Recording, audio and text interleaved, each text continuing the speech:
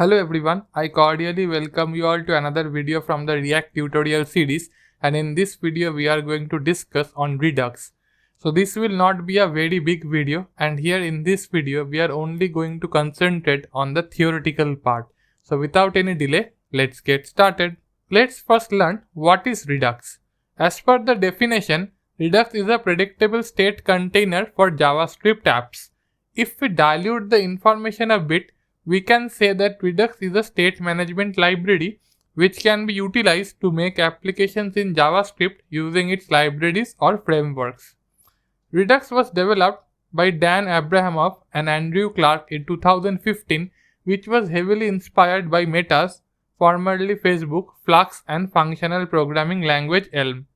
Redux was developed to handle complex application state.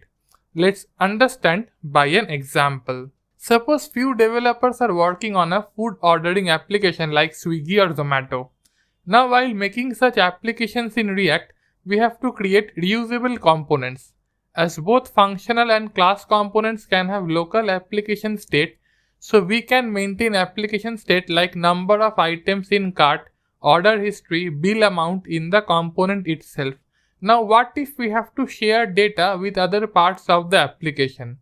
Like when we add an item into the cart, the UI for cart icons should show a count which is going to increase by 1. Though it can be implemented using props or React context, but doing so with props will be pretty hectic, and in 2015, no such context API was available. Thus Redux-like application state management library became very necessary for the ease of development. Redux basically provides us with a store where we can store the application data globally and can read or update it from any component using the important APIs that it provides. Now basically, let me explain the gist. Redux is basically a state management library which is available for JavaScript applications. Now you might ask why this state management is very important in a React application. We can handle component state itself both in class component and in functional component. But there is a necessity. As I have said in this example, suppose you are making a food ordering application and each component can handle that state in itself. But what if one component has to share the data with another component? If you add an item to the cart, the batch which shows the number of items added to the cart will increase by 1. And if you remove an item from the cart, the value will decrease by 1, but both the components are not same. So in this case, one component has to share the data with the other component. Now in React, as far we have learned, we can do it by two ways. One, if the component is a child component, the parent component can pass the data as props to it. And if it is not the case, and if we want to avoid prop drilling, we can make use of React Context API. But before 2015, this context API was not there. So Redux came to our rescue. What Redux does, it has a centralized store where it contains the application state. You can have as many data and whichever form possible.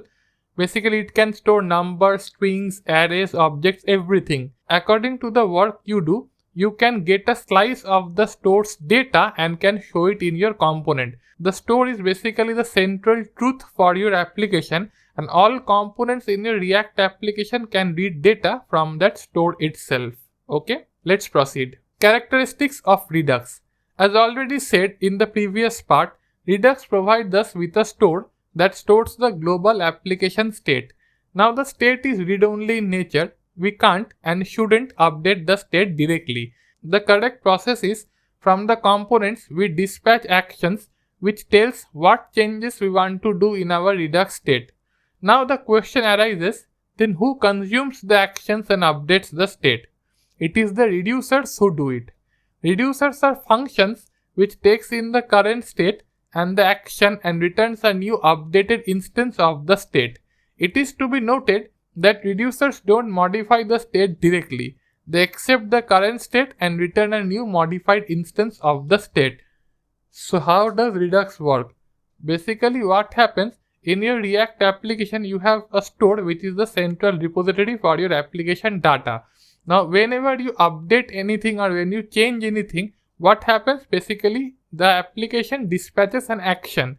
This action is basically consumed by the reducers. What these reducers do? They are basically functions which takes in the actions that says what needs to be done, and they take the previous value of the store and they return a new instance of that state. Okay, that is how Redux basically helps us to manage the central store for our application. Okay, let's proceed. Characteristics of Redux continued. Now, if we note down the details in point, we can say in Redux, store is the place where our application data is stored, which can be accessed globally from within our React project. It is a single source of truth. Store contains state which can't be modified directly. The current state is consumed and the new state is returned. Thereafter, Redux contains actions. As Redux state can't be modified directly, we have to do that in a mechanism.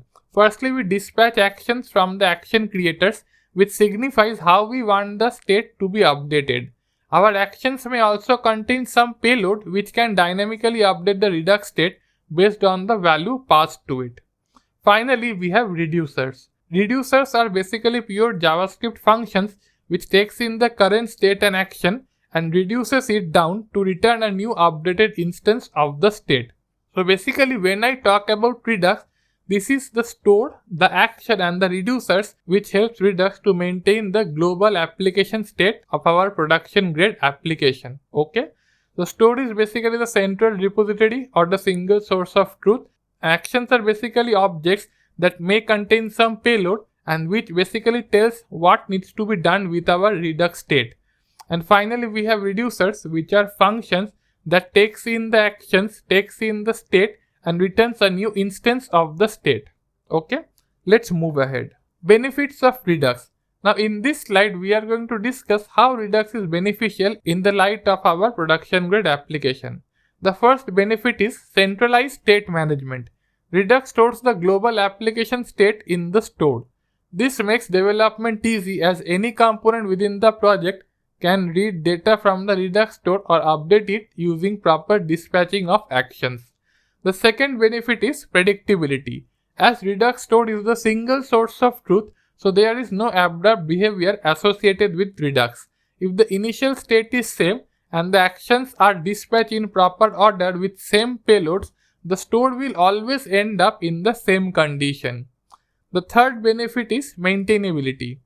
When making robust complex applications, Redux really makes it easy to handle data and share it within our components. Ease of debugging. Redux provides developer tools which really makes it easy to debug applications. The last but not the least, great community support.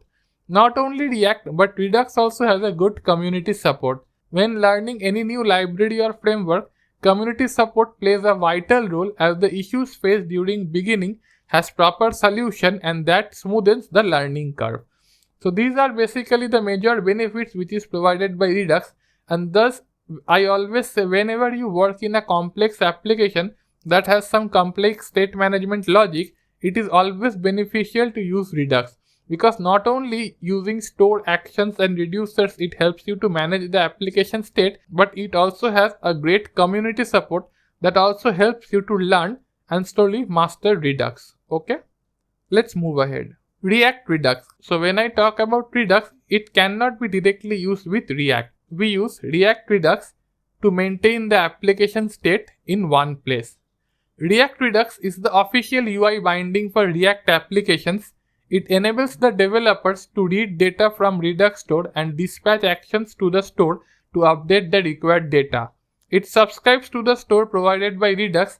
When any data in the Redux store is updated, it checks if the data our component is using has changed, and if the data changes, then it re-renders the component. Internally, React Redux provides us with a lot of optimizations which enables the developers to write scalable, secure and bug-free application. So always remember, whenever you are interested to work with Redux in React, you must use this React Redux. It is basically the official binding for React applications that will enable you to use the Redux principles in your React application. Okay. So I hope you have found this video informative. This was a very small video regarding what is Redux, its characteristics, its benefits, and how React Redux helps you to maintain global application state.